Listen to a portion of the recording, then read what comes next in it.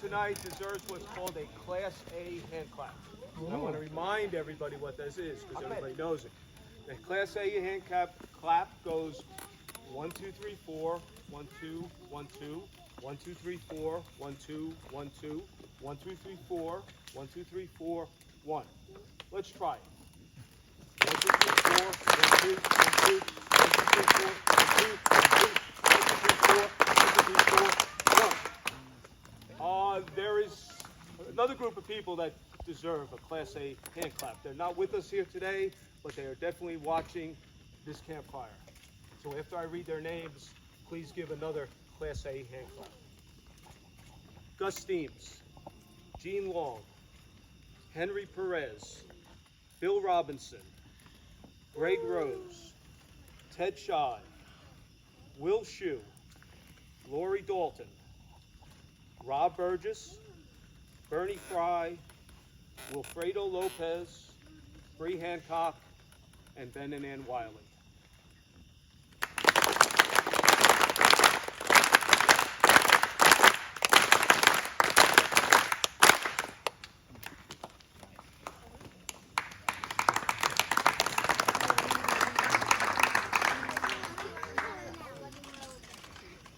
This is a poem by Robert Service called The Shooting of Dan McGrew.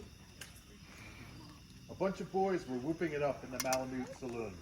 The kid that handles the music box was hitting a jagtime tune. Back of the bar in a solo game sat dangerous Dan McGrew. And watching his luck was his light of love, the lady that's known as Lou. When out of the night, which was 50 below, and into the din and the glare, there stumbled a miner fresh from the creeks, dog dirty and loaded for bear. He looked like a man with a foot in the grave, and scarcely the strength of a louse. Yet he tilted a poke of dust on the bar, and he called for drinks on the house. There was none that could place the stranger's face, though we searched ourselves for a clue. But we drank to his health, and the last one to drink was dangerous Dan McGrew.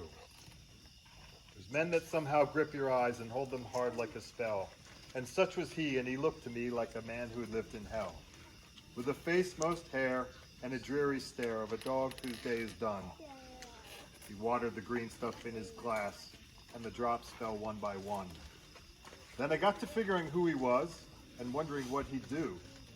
And I turned my head, and there watching him was the lady that's known as Lou. His eyes went rubbering round the room, and he seemed in a kind of a daze, till at last that old piano fell in the way of his wandering gaze. The ragtime kid was having a drink. There was no one else on the stool.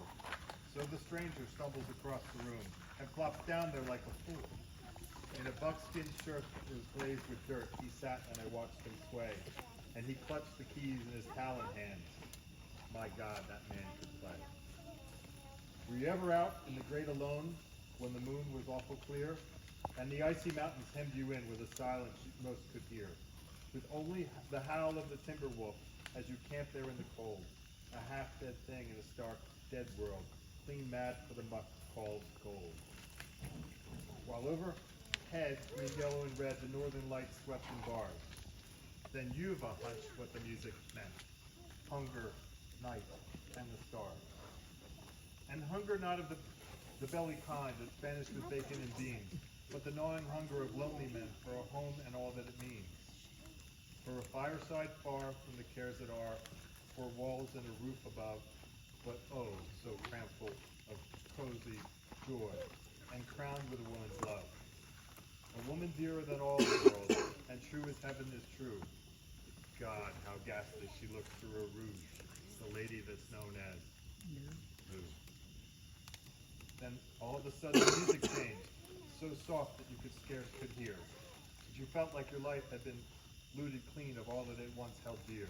That someone had stolen the woman you loved. That for love was a devil's lie. That your guts were gone and the best you could do was crawl away and die. It was the crowning club of a heart's despair, and it thrilled you through and through. I guess I'll make it a spread misery, said dangerous Dan McGrew. The music almost died away, then it burst like a pent-up flood, and it seemed to say, repay, repay. My eyes were filled with blood. The thought came back of an ancient wrong, and it stung like a frozen lash. and the lust awoke to kill. Then the music stopped with a crash. And the stranger turned, and his eyes they burned in a most peculiar way. In a buckskin shirt that was glazed with dirt, I sat and I saw him sway. Then his voice went in a kind of grin, and he spoke, and his words were calm. And boys, said he, you don't know me, and none of you give a damn. But I want to state, and my words are straight, and I'll bet my coat they're true, that one of you is a hound of hell, and that one is Dangerous Dan McGrew. Then I ducked my head, and the lights went out, and 2 guns blazed in the dark. And a woman screamed, and the lights went up. 2 men lay stiff and stark. Pitched on his head and pumped full of lead was Dangerous Dan McGrew, while the man from the creeks lay clutched to the breast of the lady that's known as. These are the simple facts of the case, and I guess I ought to know. They say the stranger was crazed with hooch, and I'm not denying it, so. I'm not as wise as those lawyer guys, but strictly between us two, the woman that kissed him and pinched his poke was the lady that's known as.